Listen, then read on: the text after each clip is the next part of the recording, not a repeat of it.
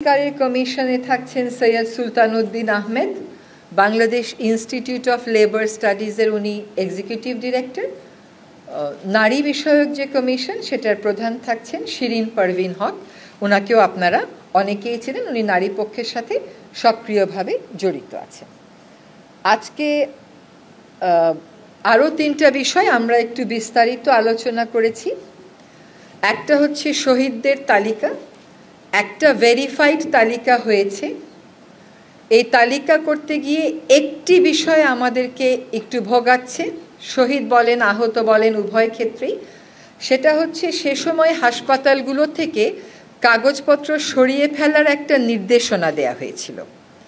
so অনেক কাগজপত্র সরিয়ে ফেলার কারণে আমরা